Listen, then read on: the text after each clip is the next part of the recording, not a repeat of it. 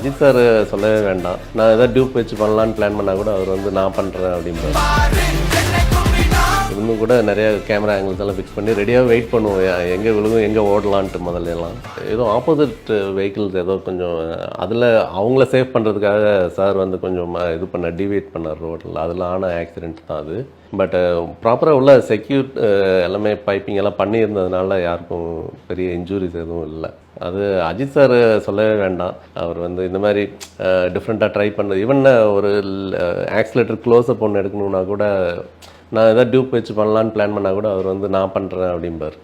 அந்த மாதிரி பயங்கர டெடிக்கேட்டட் ஆர்டிஸ்ட் அவர். அதனால் அதான் அவரே அது பண்ணது தான்.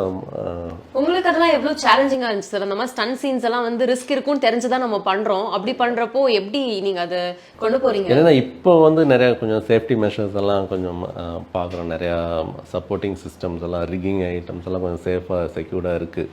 அதனால் கொஞ்சம் கால்குலேட் பண்ணி பொசிஷனிங் எல்லாம் பண்ண முடியும். முதலெல்லாம் இந்த கேனான் பிளாஸ்ட்னெல்லாம் பண்ணுவோம். நம்ம அந்த வெஹிக்கிள் எங்கே வந்து விழுகுன்னே தெரியாது.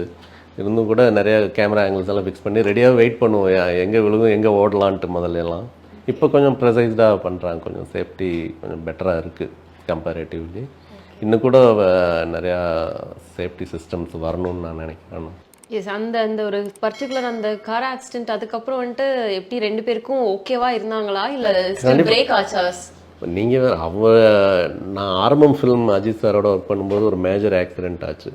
அதுலேயும் இதே மாதிரி இதுலையாவது எதுவும் அடிப்படல. அதில் வந்து அவருக்கு டைரெக்டாகவே இது நீ வந்து உடனே இது கிராக் ஆயிடுச்சு. அது நடந்து கூட அவர் வந்து ஷார்ட்டு கன்டினியூ பண்ணிட்டு இருந்தார். அதுக்கப்புறம் ஸ்கெடியூலில் எல்லாமே பேக்கப் ஆகிடுன்னு நினச்சா பார்த்தா நெக்ஸ்ட் டே வந்து ஸ்டிக்கோடு வந்துட்டார். ஸ்பாட்டுக்கு வந்து அவர் ஆக்ட் பண்ண ஆரம்பிச்சிட்டார் அந்த டைம்லேயே. அதனால் இதெல்லாம் ஒன்றுமே இல்லை அவருக்கு. It's all good. Steel man of ஸ்டீல்னு சொல்லுமே. ஓகே, இதுக்கு முந்தைய படங்களில் தனுஷ் அவர்கள் நடிச்சிட்டு இருக்கும்போது அவரை டைரக்டராக ஏதாவது ஒரு சீனில் நீங்கள் ஃபீல் பண்ணியிருக்கீங்களா? இல்லை, மற்ற டைரக்டர்ஸோட ஒர்க் பண்ணும்போது அவர் இன்டர்ஃபியர் ஆனதே கிடையாது, நெவர். அதுதான் வந்து அப்போ வந்து ரொம்ப சைலண்ட்டாகவே இருப்பார். வந்தால் அந்த டேக்கில் என்னென்னா டேக், அவரும் டேக் ஆர்டிஸ்ட், வந்தால் ஒன் மோர் கூட அவருக்கு போக வேண்டிய அவசியமே இருக்காது, போயிட்டே இருப்பார்.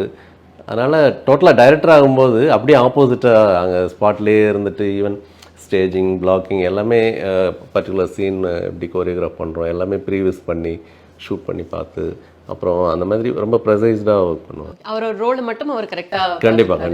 ஓகே, அண்ட் இந்த படத்தில் காஸ்டிங் பற்றி பேசணும்னா நிறைய பேர் வந்துட்டு இருக்காங்க. சொன்ன மாதிரி 3 டேரக்டர் சேர்ந்து ஒரு படத்தில் ஒர்க் பண்ணியிருக்காங்க. SJ Suriya sir and Selvaraghavan sir, Dhanush sir.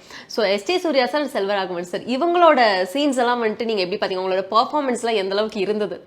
அதுதான் இது வந்து இந்த ஆக்டிங் லேர்ன் பண்ணுறவங்கன்னு நினைக்கிறவங்களுக்கு இந்த ஃபிலிம் ஒரு மாஸ்டர் கிளாஸ்ன்னு சொல்லலாம். ஏன்னா இந்த மாதிரி லிஜெண்ட்ஸ் எல்லாருமே இதில் வந்து பெர்ஃபார்ம் பண்ணியிருக்காங்க. அட் தி சேம் டைம் அவங்களோட ப்ரீவியஸ் மூவிஸில் இருந்து டோட்டலாகவே இதில் டிஃப்ரெண்ட்டாக ஒர்க் பண்ணியிருப்பாங்க.